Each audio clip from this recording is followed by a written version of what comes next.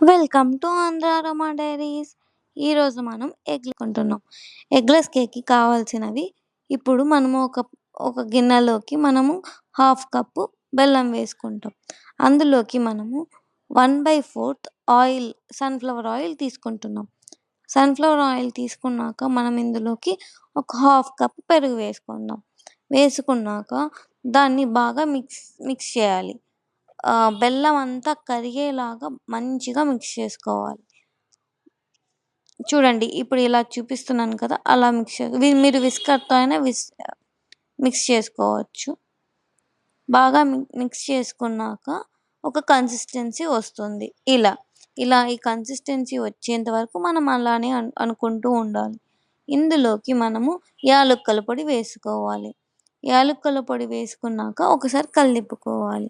కలిపుకున్నాక బాగా ఇప్పుడు మనము ఒక కప్పు మైదా పిండి వేసుకోవాలి. మైదా పిండి వేసుకున్నాక ఇందులోకి మనము హాఫ్ స్పూన్ సోడా పొడి వేసుకోవాలి.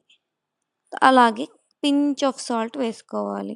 వేసుకున్నాక ఇలా కలుపుకోవాలి. కట్ అండ్ ఫోల్డ్ మెథడ్‌లో కలుపుకోవాలి.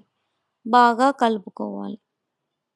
ఇలా ఉండలు లేకుండా పిండి అంతా కలిసేలాగా కలుపుకోవాలి. ఇప్పుడు పిండి అనేది గట్టి పడుతుంది కాబట్టి మనం ఇందులోకి కొన్ని పాలు వేస్తూ కలుపుకోవాలి. ఇప్పుడు చూడండి నేను ఇలా కలిపాను కదా! కలిపిన తర్వాత నేను కొన్ని పాలు వేసుకున్నాననమాట. పాలు వేసుకొని కలపాలి. ఇలా బాగా కలుపుకున్నాక ఇక్కడ కన్సిస్టెన్సీ థిక్‌గా ఉంది కాబట్టి నేను కొంచెం పాలు వేశాను. వేసి మళ్ళీ కలిపాను. బాగా కలుపుకున్నాక ఇట్లానే అంటే లైక్ మీకు గట్టిగా అనిపిస్తే ఇంకొకసారి పాలు వేసి రిపీట్ చేయండి సేమ్ ప్రాసెస్‌ని. బాగా కలుపుకున్నాక ప్రతీది కట్ అండ్ ఫోల్డ్ మెథడ్‌లోనే కట్ చేయాలి.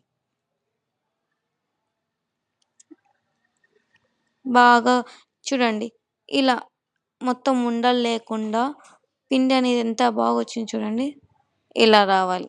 ఇలా వచ్చాక మనము దీన్ని పక్కన పెట్టుకొని ఇప్పుడు మీకు కావాల్సిన బేకింగ్ పాన్ కానీ మీరు ఏ దాంట్లో బేక్ చేయాలనుకుంటున్నారో దాంట్లోకి ఒక స్పూన్ ఆయిల్ కానీ కొంచెం ఆయిల్ వేసుకొని దాని మీద మీరు మైదా పిండి వేసుకొని అంటే లైక్ మొత్తం అంటించేలాగా చూసుకోవాలి. బాగా అంటించాక ఇందులోకి మనము మీరు కేక్ బేస్ ప్రిపేర్ చేశారు కదా! ఆ పిండి అంతా దీంట్లోకి వేసుకోవాలి. చూడండి ఇలా వేసుకోవాలి. ఇలా వేసుకున్నాక మనము ఒకసారి ట్యాప్ చేసుకోవాలి. మొత్తం అంతా వేశాక. చూడండి ఇలా ట్యాప్ చేసుకున్నాక మనము పక్కన పెట్టుకోవాలి. పక్కన పెట్టాక ఇప్పుడు స్టవ్ మీద పెద్ద కడాయి పెట్టుకొని అందులోకి మీతో స్టాండ్ ఉంటే స్టాండ్ పెట్టుకోండి. ఇలా కప్ అయినా పెట్టుకోవచ్చు. పెట్టుకున్నాక ఇలా మనం దాన్ని కేక్ పెట్టుకొని మూత క్లోజ్ చేసి మినిమమ్ 45 మినిట్స్ పెట్టుకుంటే ఎంతో టేస్టీగా అంటే మంచిగా బేక్ అవుతుంది. ఇలా చూడండి బేక్ అయితే ఎంత మంచి కలర్ వచ్చిందో చూడండి. ఇక్కడ మంచిగా కుక్ అయిందని నేను చూపిస్తున్నాను. ఇప్పుడు అది తీసుకొని బయటికి కట్ చేయాలి చుట్టూ. మొత్తం అది బయటికి వచ్చేలాగా మనం కట్ చేసుకొని ఒక ప్లేట్ తీసుకొని అందులోకి రివర్స్ వేసి ఒకసారి ట్యాప్ చేస్తే మొత్తం నీట్‌గా వచ్చేస్తుంది. చూడండి నాకేం అంటకుండా వచ్చేసింది. ప్లేట్‌కి ఏం అంటకుండా, గిన్నెకి ఏం అంటకుండా వచ్చేసింది.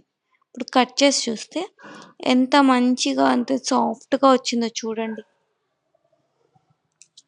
చూపిస్తాను ఇప్పుడు ఒకసారి చూడండి. చూడండి ఎంత సాఫ్ట్‌గా వచ్చిందో.